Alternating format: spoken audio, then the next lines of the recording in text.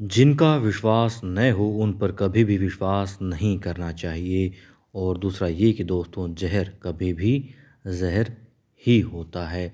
इसलिए देवी अहिल्या ने ये बातें बताई थी, बहुत समझाई थी मालेराव को।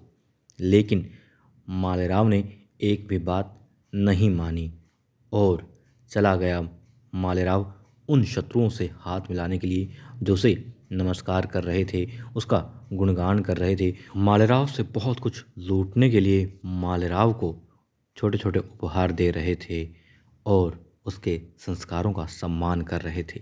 जी हाँ, अंग्रेज।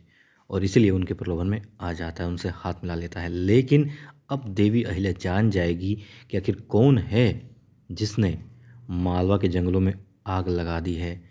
और भले ये आग जंगलों में जो किसी काम के वृक्ष नहीं हैं या झाड़ियाँ हैं उनको जलाने के लिए लगाई गई हो, लेकिन जब जंगल में आग लगती है तो चाहे वो आम का पेड़ हो, बबूल का हो या फिर चंदन का, उसकी चपेट में आ ही जाता है और स्वाहा हो ही जाता है। तो ठीक इसी तरीके से मालवा, जी हाँ, अंग्रेज़ों द्वारा लगाई गई अग्नि से दहकने वाला है और झुलसने वाला है। और देवी अहिल्या सच्चाई जान भी जाएंगी कि मालेराव ने देवी अहिल्या की मोहर का दुरुपयोग किया है, क्योंकि वो जा रही हैं तुकुजी के साथ में अंग्रेज़ों से मिलने के लिए।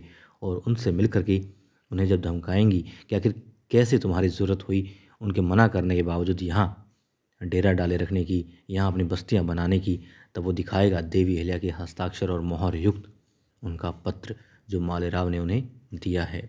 तब देवी अहिल्या यदि कुछ कहती है कि ये तो झूठा है, तो फिर मालेराव और मालवा प्रशासन की निंदा होगी, बदनामी होगी। इसलिए शायद वो वहाँ चुप रह जाएंगी, कुछ नहीं कह पाएंगी। मालेराव की लाज बचाने के लिए भी वो चुप रह जाएंगी। मगर ये तो तय है, खैर उनको टिकने नहीं देंगी अंग्रेज़ों को मालवा में, वो भगा कर ही रहेंगी।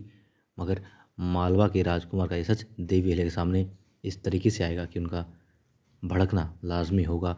तो देखने वाली बात यही होगी, जब देवी अहिल्या जान जाएंगी कि मालेराव ने किस तरीके से कितना घृणित कार्य किया है और देवी अहिल्या की मोहर का दुरुपयोग किया है, मालवा के लोगों को एक ऐसी अग्नि में जलने के लिए छोड़ दिया है जो कभी शांत होती नज़र नहीं आ रही है फ़िलहाल। तब मालवा की रानी देवी अहिल्या मालेराव के साथ में क्या सलूक करती है, उसे क्या सज़ा देती है, या फिर पश्चाताप के लिए और अपनी भूल को सुधार के लिए उसे क्या योजना बना करके देती है, देखते हैं।